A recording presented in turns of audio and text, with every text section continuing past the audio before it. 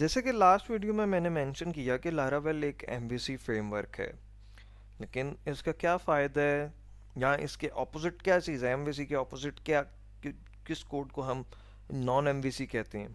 इससे पहले जो हम कोड करते आए हैं, जो हमने पीएचपी में देखा, उसमें क्या होता था कि मिसाल के तौर पर अगर हमारे पास एक फ़ाइल है जिसका नाम है पोस्ट डॉट पी, इस फाइल के अंदर आपने कुछ कोड रखा हुआ है जो कि आपकी HTML है, स्टैटिक HTML है, ठीक है। उसके बाद आप क्या करती हैं कि इसमें कुछ कोड आपने देखा होगा कि कुछ कोड ऐसा था जो PHP के थ्रू आपकी डेटाबेस को एक्सेस कर रहा था, ठीक है। जिस तरह से हमने देखा वो कनेक्शन एस्टेब्लिश करके क्वेरी करना, ठीक है। कुछ कोड था जो डेटाबेस से एक्सेस कर रहा था। जब हम डेटाबेस से एक्सेस कर लेते थे उसके बाद वो एक वाइल लूप लिखते थे जिससे हम डायनामिक कंटेंट जनरेट करवा रहे होते थे। तो कुछ कोड वो वाला होता था जो पीएचपी का डायनामिक आउटपुट करने के लिए इस्तेमाल हो रहा होता था, ठीक है। अब पीएचपी का जो एडवांटेज है ना, वो ये है कि ये HTML के साथ यूं मिक्स की जा सकती है। ये इसकी सबसे बड़ी स्ट्रेंथ भी है।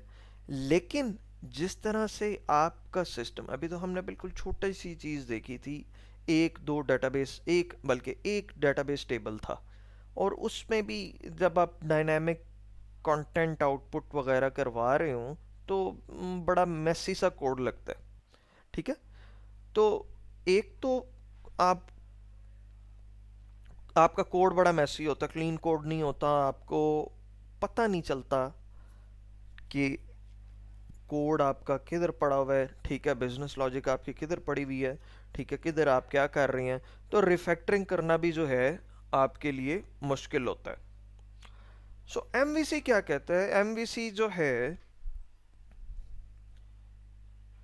एमवीसी जो है, एमवीसी ने क्या किया, एमवीसी ने ये कहा कि जो आपकी प्रेजेंटेशन है, यानी कि जो आपकी HTML है, इसको सेपरेट कर दो अपनी वो डेटाबेस सक्सेस से, और ठीक है, इसको उससे सेपरेट कर दो। उस ओके, एक फाइल में आपकी HTML पड़ी हुई है, बिजनेस लॉजिक आपकी जो है वो कहीं और पड़ी हुई है, ठीक है। अब बिजनेस लॉजिक में आप डेटाबेस एक्सेस वगैरह कर रहे हैं, जो भी कर रहे हैं, ठीक है, वो आपकी अलग फाइल में पड़ी हुई है। लेकिन अगेन ये जो आपकी HTML फाइल है, इसमें कुछ ना कुछ इवेंचुअली कोड होगा जो डायनामिक आउटपुट के लिए यूज़ हो रहा होगा, डायनामिक कंटेंट को जनरेट करने के लिए यूज़ हो रहा होगा, ठीक है। आ, इसको जब हम देखेंगे डिटेल में, जब हम कोड करेंगे, तो आपको इस चीज़ का अंदाज़ा होगा कि इससे कितना आसान हो जाता है काम करना, ठीक है।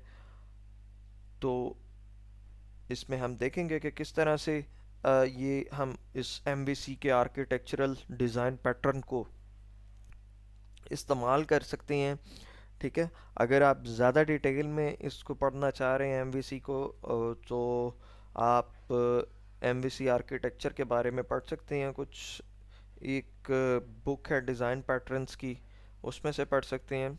अगर आप लिखेंगे गूगल पे design patterns gang of four लिखेंगे तो एक बड़ी फेमस किताब आ जाएगी, उसमें से आपको इसके बारे में काफ़ी मज़ीद इंफॉर्मेशन मिल जाएगी।